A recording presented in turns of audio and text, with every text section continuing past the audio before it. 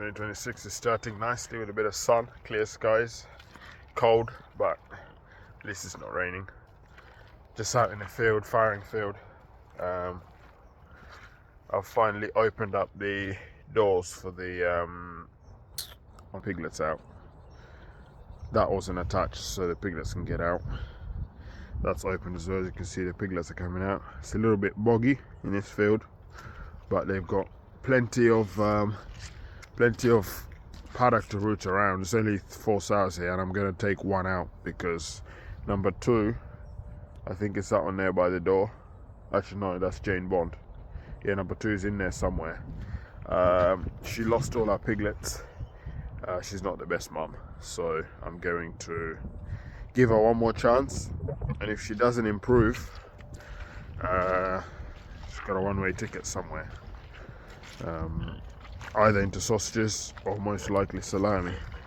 And also another annoying thing is, in there I've got 3 sows. It's Jane Bond's hut, but I've got, actually, yeah, is that Jane Bond? I think that's, yeah, that's Jane Bond. I've got number 2 in there and Third Eye. Third Eye is supposed to be in there, and I don't know why she's crashing in Jane Bond's hut. Number 2, I get it because she doesn't have many piglets anymore and I need to catch her. But yeah, that is an issue I need to sort out. But other than that, they're doing okay. Let's have a look at number 1's piglets. Yeah, like I said, it's quite a boggy field, but I'm hoping this is the second time the sows are using it. I'm hoping it's going to improve drainage wise. Here they are. Hey, little ones. There's 10 in there, so you can see little runty one just there, but it's coming along nicely. Hey guys, yeah, these are Duroc Cross Tamworth, and it smells quite nice in the hut because I've got underneath the straw I've got sawdust. You can see a little bit there, and yeah, it smells quite good. It doesn't smell like pigs at all, which is, I don't know why I've never done it before, but yeah, it's pretty good. But yeah, you lot are doing really well, and your mum's a very good mum. Shame about your auntie, number 2. Right, I'm gonna go top up the feeder now, and then go look at the others in the field. Hey mate, that's quite a good picture there actually. Oh, that's a good picture. Let's go out here feeding the dry sows and boars. Here comes Big Red. I'm feeding them like, they've got a trough. I'm feeding them like this because he's a bully and he's always trying to take up all the space in the trough. So when it's like this, he can't be there and here at the same time, which means everyone else can get a chance to eat properly. Yeah, it works quite well because also the feed, we changed from feeding the meal, which is quite dusty, to these pellets, which are much more robust and they don't dissolve in water. Even when if it's wet, they'll stay in the ground a bit longer before dissolving.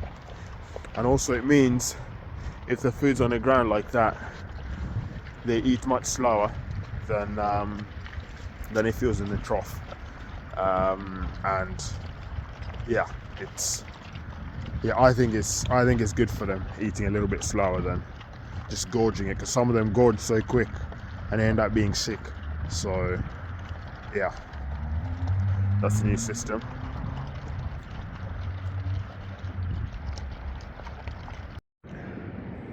Progress report on some of our paddocks and how they're coming along. So this is paddock 1, and this hasn't had pigs in it since probably when did I take pigs off here?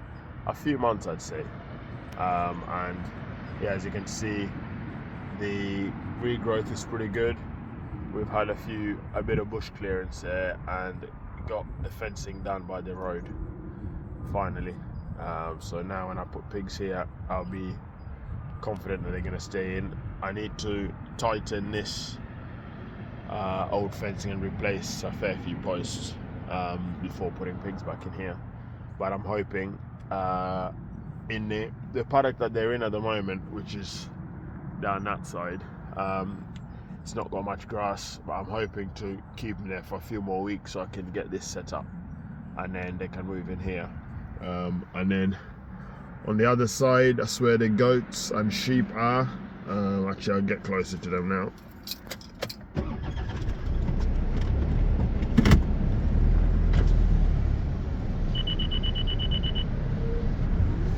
And they were in this paddock here, and they've eaten pretty much all the ragwort, so hopefully that doesn't grow back. And they're doing a job here too, and they've been here now probably coming up 2 weeks, and they've not broken out yet, which is positive. Yeah, the goats are just down past where the sheep are. I might actually just go and have a look and see how they're getting on. Check the fence, and you are on 0. Why? So that is why I check the fence every day, because you do not know what could be going wrong. So is the battery flat? If it is, I've got a replacement. So to check if it's a battery flat, I'll take that off there and put it on the tester to see, because if it's something earthing, then that will be on 10. But if it's not, then the battery's flat. So let me just have a look at that.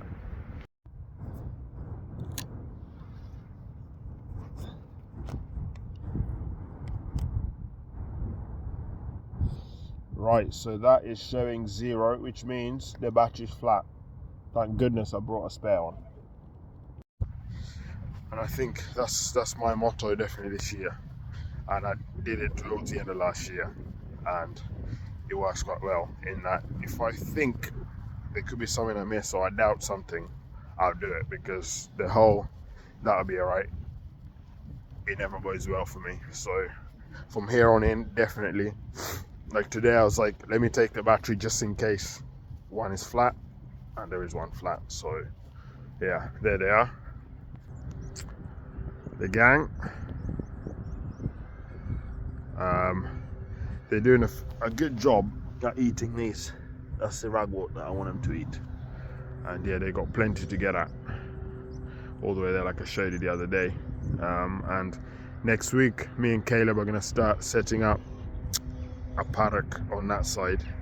Probably give him half or even a third of that, and then go to another third and then another third, like that. So yeah, these are, apart from they've got a mineral block there, apart from that, 0 input. I mean, the lambs had a little bit, or the ewes had a little bit of feed when they lambed this time last year, or towards the end of last January. But from then on in, nothing. Like the goats get barely anything.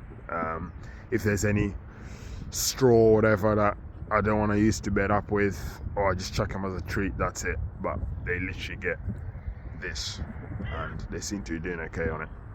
Some of the sheep, actually 3 maybe, are going to be ready for slaughter in the next few weeks. So look forward to some hogget on our online shop.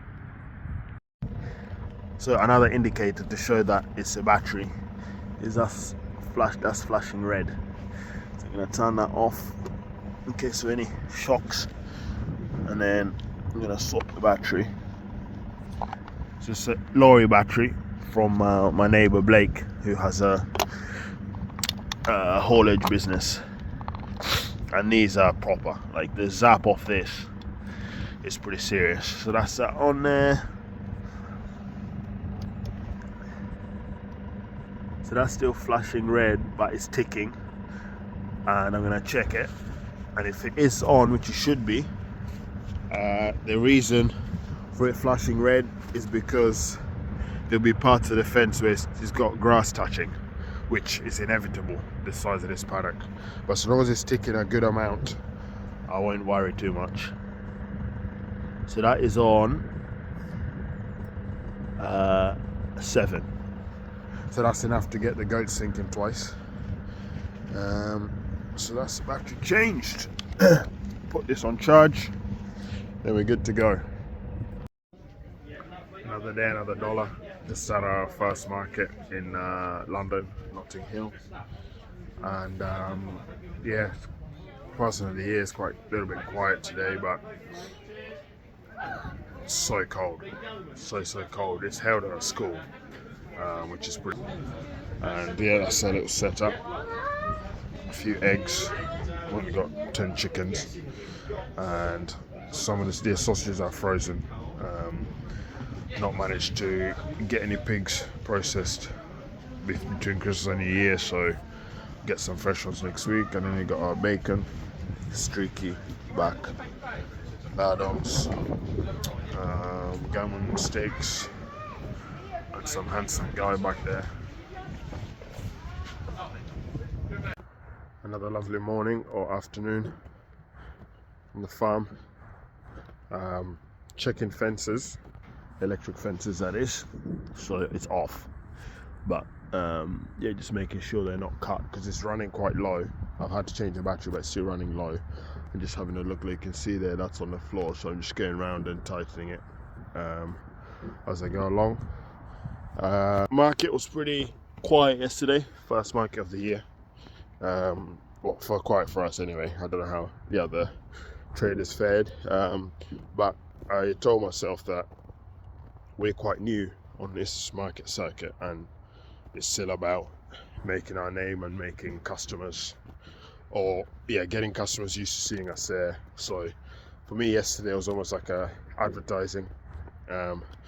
We covered the cost of the pitch fee, the fuel, the ULEZ, because obviously I've got the trucks, I pay ULEZ every time I go in. Parking as well, because Notting Hill, we have to pay for parking. And I nearly got a parking ticket actually, which would have been very annoying. But I managed to get there whilst the guy was, I think it was 5 minutes after my ticket had expired. So yeah, I managed to tell the guy that I was serving a customer and I couldn't just leave, which he was quite good with and didn't give me a ticket, so that's handy. And yeah, so it covered all those costs, so that means that it was worth it, I'd say.